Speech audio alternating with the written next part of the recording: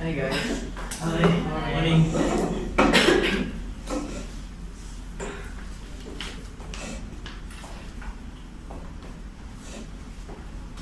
Hi, good morning everyone. Hi. Shall we start now? Okay. Okay, first of all, thank you for making your time attending this short meeting. Okay, the purpose I call all of you to come to this meeting is to distribute the task for our upcoming court meeting. This is about the comparison of MFRS between two companies that are Tenaga Nasional Berhad and Chong Holding Berhad. Okay, I will distribute tasks. Okay, Mr. Ashraf, you will cover the MFRS 7, MFRS 9, and MFRS 132. Okay, Mr. Shami, you will cover the MFRS 2, and Ms. Hazira, you will cover for MFRS 15, and Ms. Shabika, you will cover the MFRS 119 and MFRS 126. Okay, our upcoming board meetings, we will do the meetings through Skype since we are implementing IR 4.0. Okay, any questions? Okay, what about the CSR and the environmental issues? Oh yes, we will cover also the CSR and environmental issues for both company. Okay, Mr. Ashraf, can you do it for us? Alright. Okay, is it clear or any questions? Okay, yes. Okay, if there is no questions, we will dismiss our meetings. Alright. Thank you.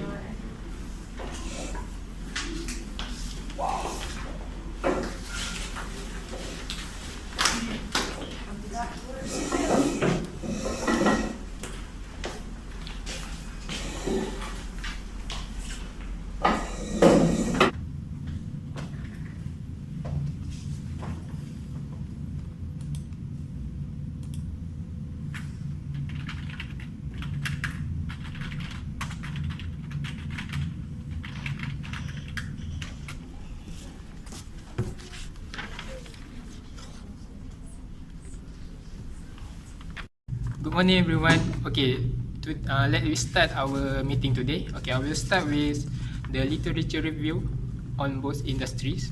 Okay, the first industry is industry products. An industry product is a good used by a company for business consumption. It is distinct from a consumable good, which is purchased by individuals for personal and family consumption. Demand for industrial goods is usually based on the demand for consumer goods they help produce. Manufacturers buy various types of equipment, machinery, and tools to produce goods for sale. In some cases, companies make and sell goods for both industrial and consumer markets. Supplies and materials intended for commercial use are often marketed as industry strength. Industrial sector is the second sector in Malaysian economy. Industrial production in Malaysia increased 3.4% over the same month in the previous year, reported by the Department Statistics Malaysia. Okay, next, the literature review on consumer products industry. Consumer goods are products bought for consumption by the consumer. Alternatively, it is called final goods. Consumer good is the end result of production and manufacturing and are what a consumer will see on the store shelf. Consumer durable goods have significant lifespan, often 3 years or more. As with capital goods, the consumption of a durable goods is spread over its lifespan, which tends to create demand for a series of maintenance services. Consumer non-durable goods are purchased for immediate or almost immediate consumption and have a lifespan ranging from minutes to 3 years. For example, food, beverages, clothing, shoes, and gasoline.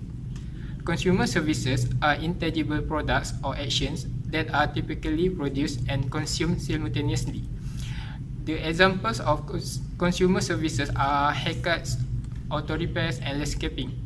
Total sales in the consumer goods and retail sector in Malaysia have been growing 9.2% healthily from 2012 to 2016. According to the Department of Statistics Malaysia, Malaysia has low unemployment rates and generally rising incomes which have supported overall demand for consumer goods and the retail sector. Okay, next I will tell you the background for Tenaga Nasional Berhad. Okay, Tenaga Nasional Berhad (TNB) is the largest electricity utility company in Malaysia. It is also the largest power company in Southeast Asia. TNB serves million customers in Peninsular Malaysia and also Sabah through Sabah Electricity Sdn Berhad. The current president of TNB is Datuk Seri Engineer Azman Mohamad. TNB has been lights on in Malaysia since it was first set up as the Central Electricity Board (CEB) that was established and started the operation on 1st September 1949. CEB has three major projects. That is, first is the Connaught Bridge Power Station, second is the Cameron Highlands Hydroelectric Project, and last the development of a national grid. After on 22nd June 1965, CEB of the Federation of Malaya was renamed as the National Electricity Board of the State of Malaya, NEB.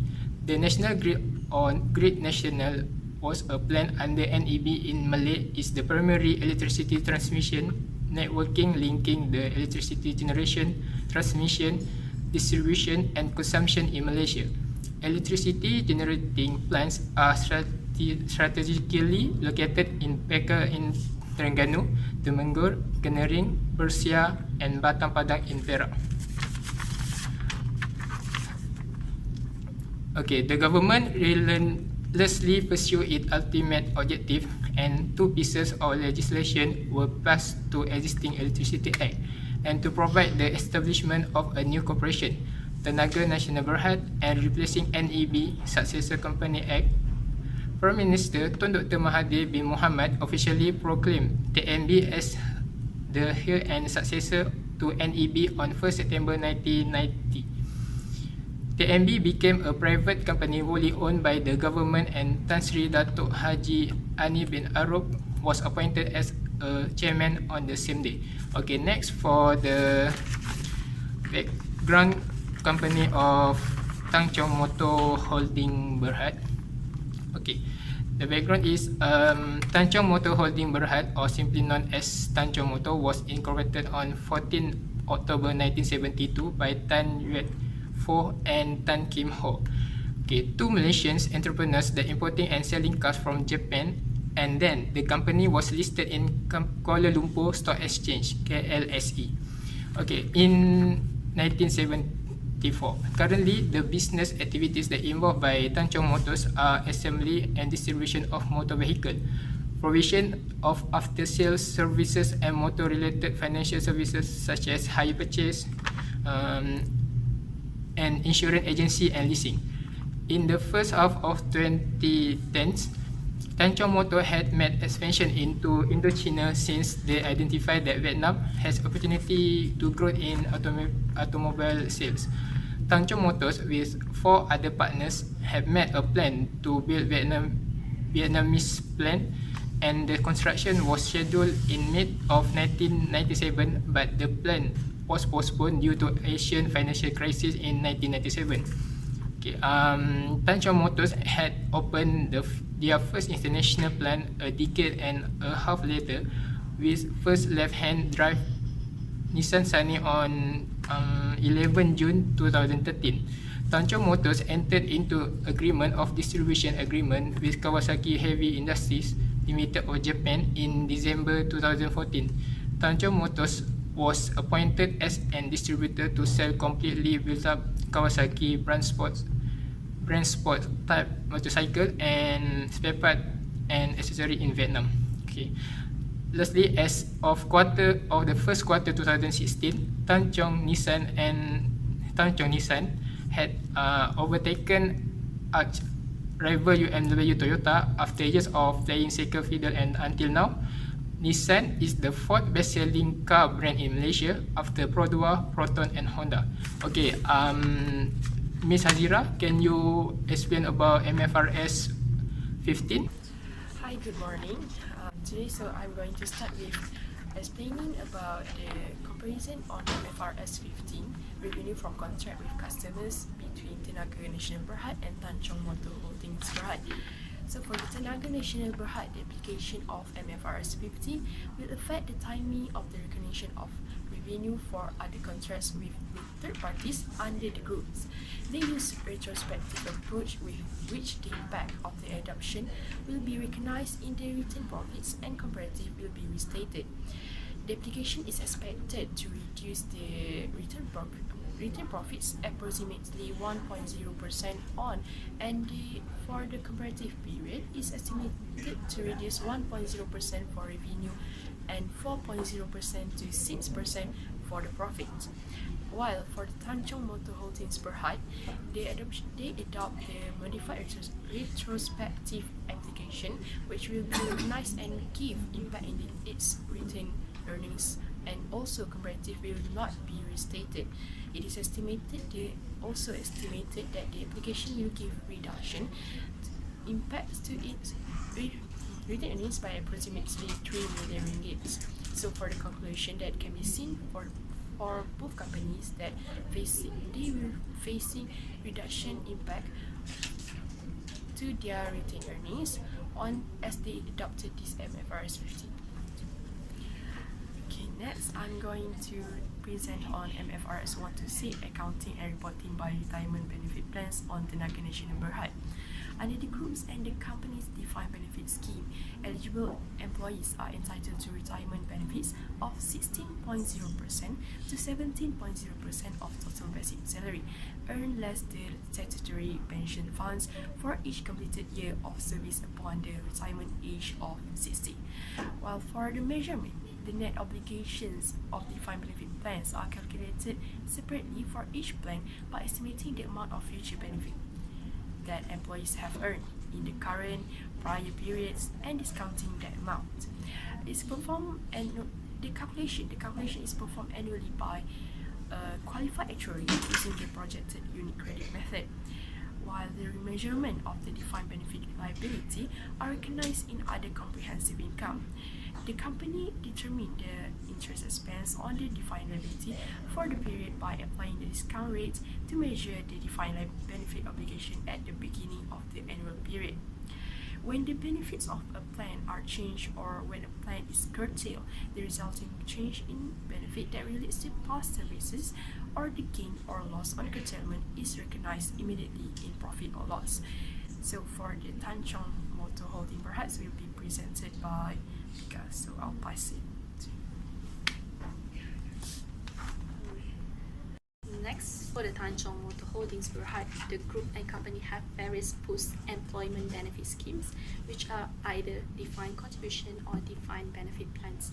A defined contribution plan is a pension plan under which the group and company pays fixed contribution into a separate entity, either on a mandatory, contractual, or voluntary basis, and the group and company have no legal obligation to pay further contribution if the fund does not have enough assets to pay all employees' benefit relating to employee service in the current and prior periods.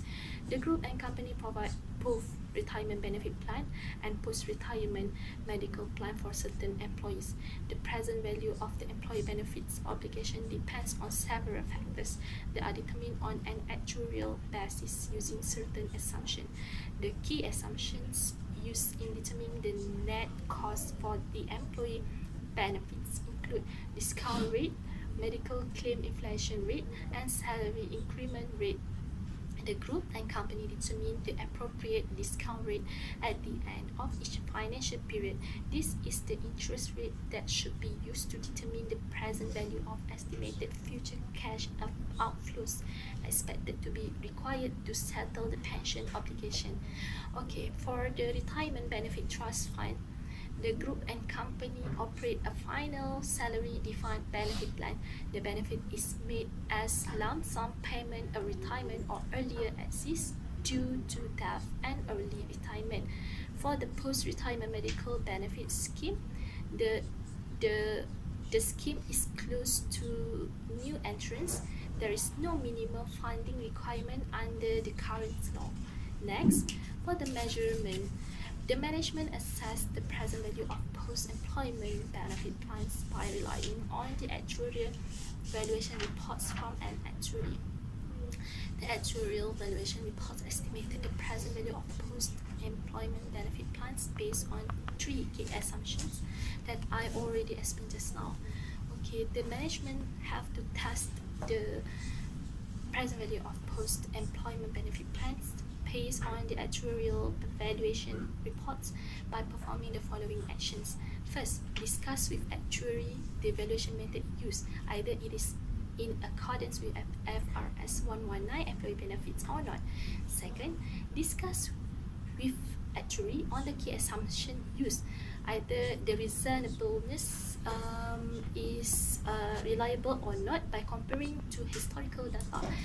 Third, check the reasonableness of the discount rates with the assistance of our valuation experts by comparing to market yields of high quality government securities at reporting date. And then the last one is check the membership data used in the actuarial models to inspection of parent personnel files and other supporting documents. Compare the fair value of plan assets based on the actuary report against the trustee report. That's all. Thank you. Okay, next for MFRS 119. Next, I would like to emphasize on MFRS 119 employee benefits between Tenaga Nasional Berhad and Chong Motor Holdings Berhad. For the Tenaga Nasional Berhad, the medical claim inflation rate for general practitioner, hospitalization, specialists, and dialysis medical claims as determined by the group and company are based on the annualized increase in average claims over the past 7 years. The salary increment rate for employees receiving the retirement benefit plan as determined by the group and company is based on the average salary increment rate for the past 8 years and consideration for price inflation, real salary increase, promotions, and collective agreement negotiation. Wages, salaries paid, annual leave, bonuses, and non-monetary benefits that are expected to be settled wholly within 12 months after the end of the period in which the employees render the related services are recognized in respect of the employee services up to the end of the reporting period and are measured at the amounts expected to be paid when the liabilities are set. For the Chong Motor Holdings Berhad, the defined benefit obligation is determined based on an actuarial valuation. The actuarial valuation involves making assumptions regarding the discount rate, future salary increases, and attrition rates. Due to the long-term nature of the defined benefit plan, such as estimates are subjected to significant uncertainty. Short-term employee benefit obligations in respect of salaries, annual bonuses, paid annual leave, and sick leave are measured on an undiscounted basis and are expensed as the related service is provided. That's all. Okay, next, Mr. Shami, how about MFRS 2? Morning. I have been assigned to review about Tenaga Nasional Berhad and Chong Holding Berhad according to their MFRS 2, whether or not they apply it or not. Okay, for what I conclude for Tenaga Nasional Berhad is that the company does not state whether they adopt MFRS 2 or not in the annual report. However, they have a program called Long-Term Incentive Plan (LTIP), which align with MFRS 2. As we know, that MFRS 2 can be either equity settled payment or cash settled payment. Here, TNB apply equity settled share-based compensation plan, which the entity receive services from employees as consideration for equity instrument for the group. Okay, this plan was started on 30th April 2015 for a period of 10 years. It comprised of two grant, which are first restricted share grant (RSG) and second performance share grant. Okay, for restricted share grant, it will be awarded annually to selected employees to be vested over a period of 3 years on prorate basis after fulfillment of individual performance target.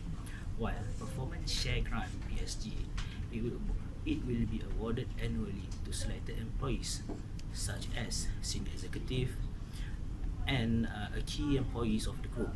Okay, to sum up the grant, or to simplify that, restricted share grant, it will be awarded to normal employees to boost their motivation, whereas the performance share grant will be awarded to higher level managers.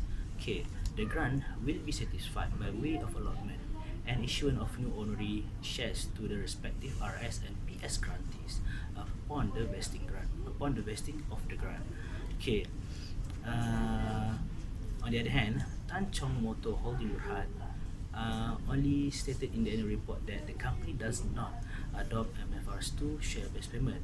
However, in the subsequent year or in the future, they will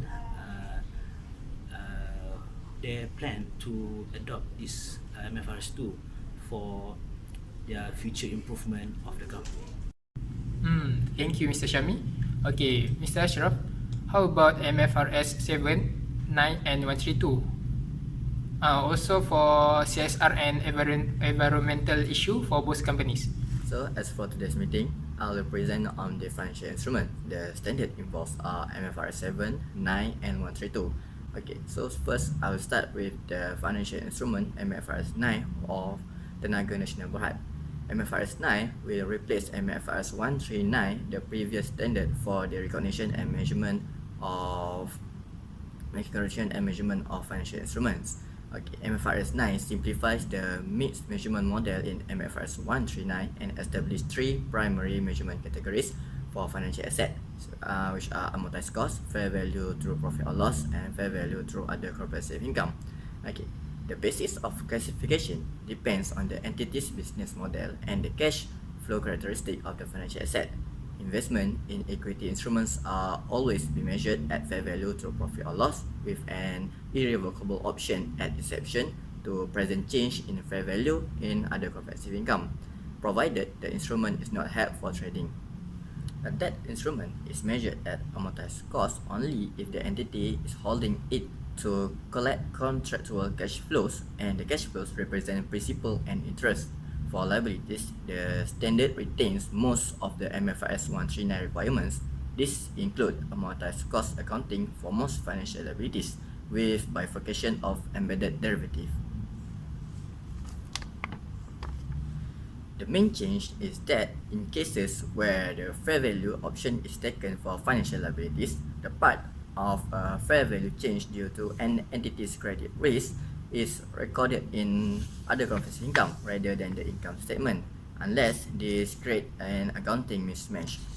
Okay, in MFRS 9, it introduced the expected credit loss model, which will replace the incurred loss model in MFRS 139 for both companies, TMB and Chong Motor Holding Berhad. Okay. Next, I proceed with the financial instrument of Chong Motor Holding Berhad. The adoption of MFRS 9 will affect the classification and measurement of the financial asset, but will have no impact on the classification and measurement of the groups and the company's financial liabilities. The new impairment model applies to financial asset measured at amortized cost, contract assets, and debt instrument investment measured at fair value through other comprehensive income, but not investment in equity instruments. In general, it is anticipated that the application of the ECL model of MFRS 9 will result in early recognition of credit losses for the trade receivables and higher purchase receivable, and a negative adjustment will be made to opening retained earnings, which will decrease the equity and net assets of the groups. Okay, for MFRS 7 financial instruments disclosures, TMB has disclosed their financial instrument and categorized it to financial asset and financial liabilities. The financial asset for TNBs are long-term receivable, available for sale financial asset, amount due from subsidiaries and from associate, financial asset at fair value to profit or loss, and deposit, bank and cash balances. While the financial liabilities are payables, finance lease payables, amounts due to subsidiaries and associate, borrowings, and other liabilities. For Tanjung Motor Holding Berhad, there are no mention about the adoption of MFRS 7 in their annual reports. However, they disclose their financial instrument with the category of financial asset and financial liabilities. Same goes to TNB.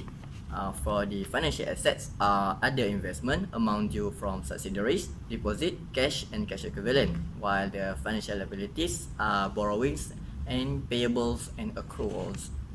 Okay, next one for the MFRS 132 financial instrument presentation.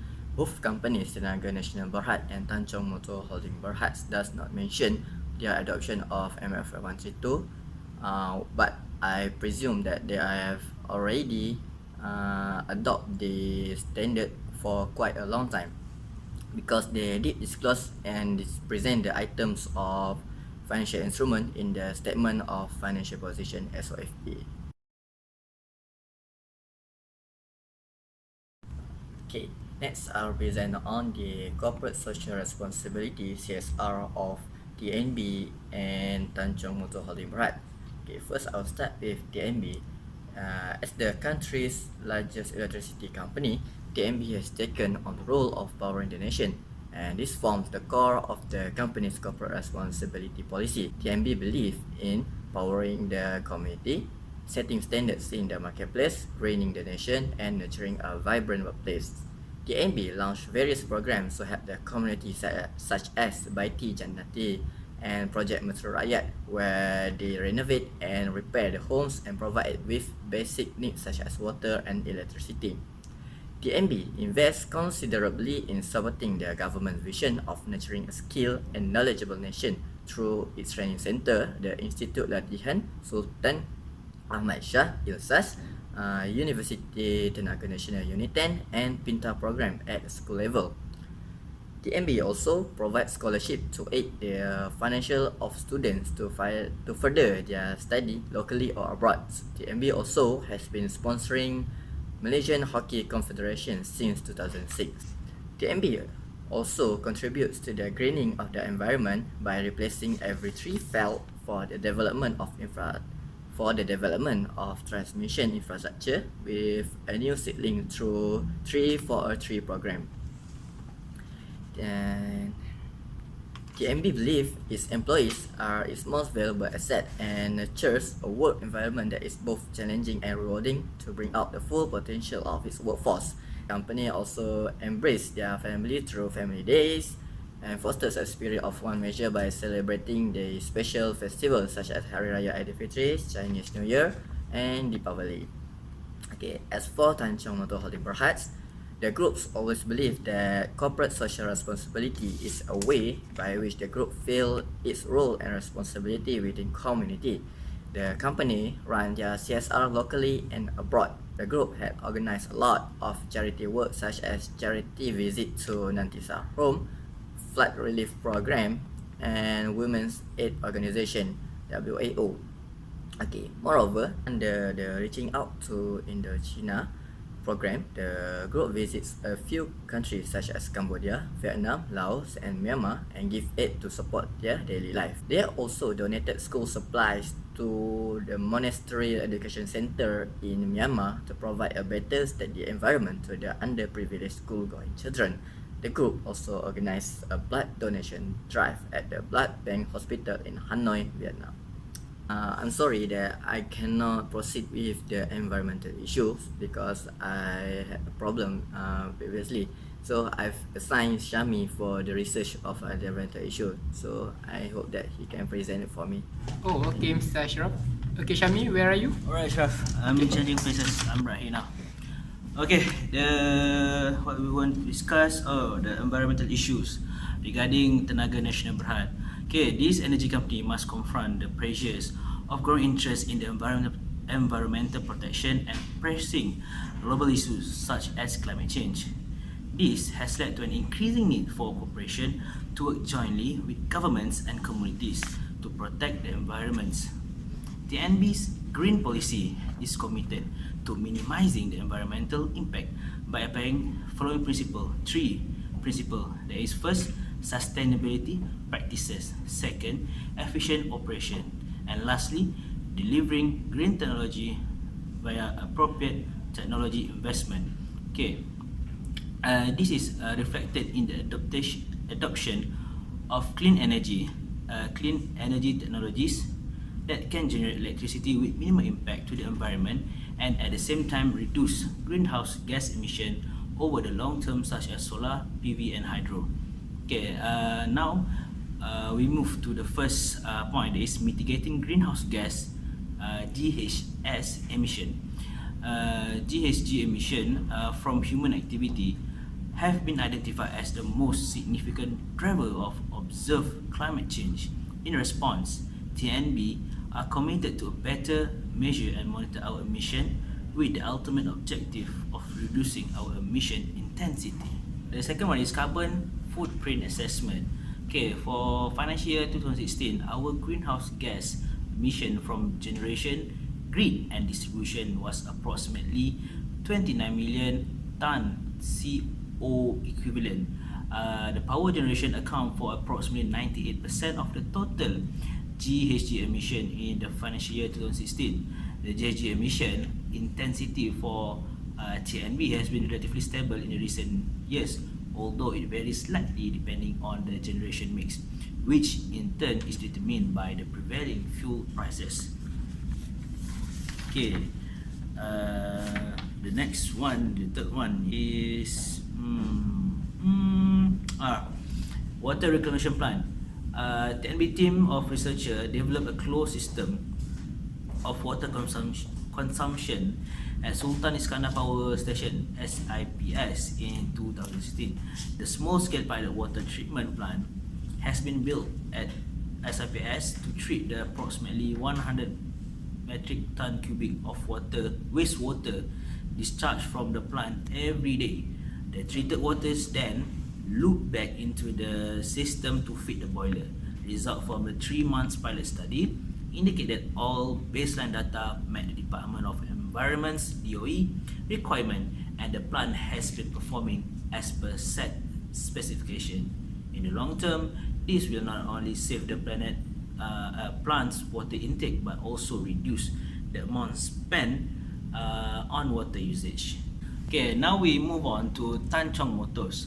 Okay, through the understanding the impact, the groups are committed in minimizing the environmental footprint across the value chain. They will achieve this by addressing climate change, reducing energy consumption in the automotive plant, and monitoring noise, water and dust indicators. Okay, the first one is waste management. The 4.3 million sophisticated industrial effluent treatment plant at the Serenda facility was built and designed to ensure that all zero pollution to the waterways. Alright, hence conserving the ecosystem as well as livelihood of the society that rely majorly on the river for the resources. All solid wastes, both general and scheduled waste, are recycled or reprocessed. Okay, the second one is energy management solar panel, or we should say that renewable energy. Okay, the plant at Serenda, as I mentioned before, has installed a 1 megawatt capacity solar panel system. This helps to reduce the dependency on fossil fuel to generate electricity and hence reduce carbon dioxide, CO2 emission. Okay, that's all from me. Thank you, Wachap, for assigning me back for this. Okay, thank you Mr. Ashraf and Mr. Shami. There is very detailed explanation about CSR and environmental issue. Okay, to conclude our discussion today, there are a bit different for all MFRS between both companies, and basically they will start adopted those MFRS for accounting period starting from 1st January 2019. both companies also have met CSR to sustain and maintain their reputation of their business. Okay, I believe that all of you have taken note the comparison, right? Okay, any problems after this meeting, please come to my office. So if there is no anything left, I will dismiss our meeting now. Okay, thank you everyone for making time. Assalamualaikum.